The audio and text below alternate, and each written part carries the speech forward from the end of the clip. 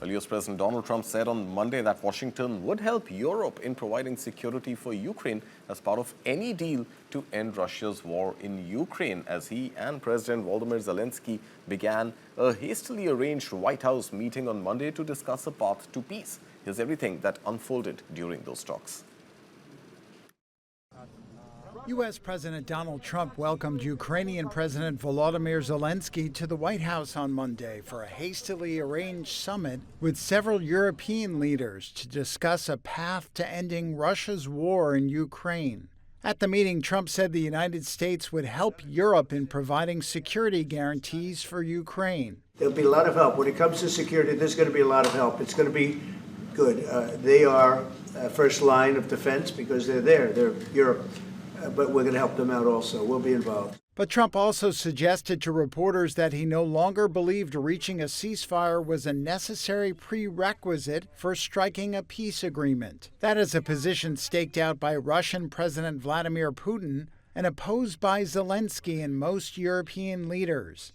During a sit-down with the other European leaders, Trump also said he expected Putin to release over 1,000 Ukrainian prisoners once he agrees to a trilateral meeting with Trump and Zelenskyy. I know there's over 1,000 prisoners, and I know they're going to release them. Maybe they're going to release them very soon, like immediately, which I think is great. Zelenskyy received the backing of the leaders of Britain, Germany, France, Italy, Finland, the European Union, and NATO, who traveled to Washington to demonstrate solidarity with Ukraine and push for strong security guarantees for the country in any post-war settlement. You're gambling with the lives of millions of people. You're gambling with World War III. Monday's summit comes about 6 months after Trump's last White House meeting with Zelenskyy descended into disaster when Trump and Vice President J.D. Vance slammed him, saying he showed disrespect. This time, Zelenskyy described the one-on-one discussion as very good and said they had spoken about the importance of U.S. security guarantees for Ukraine.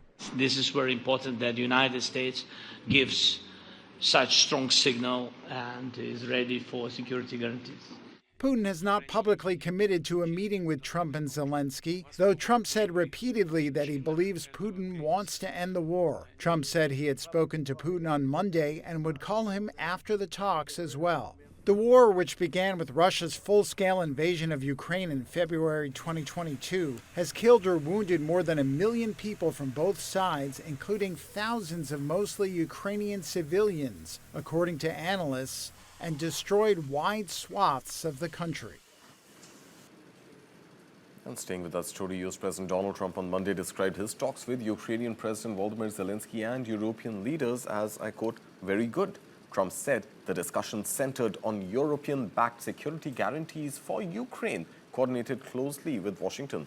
Now, following the meeting, the US President spoke with Russian President Vladimir Putin and began arrangements for a face-to-face meeting between Putin and Zelenskyy at a location yet to be determined. Now, Trump wrote on his Truth Social that US Vice President J.D. Vance, Secretary of State Marco Rubio, and Special Envoy Steve Witkoff would handle preparations to hold talks between Moscow and Kyiv in coming days.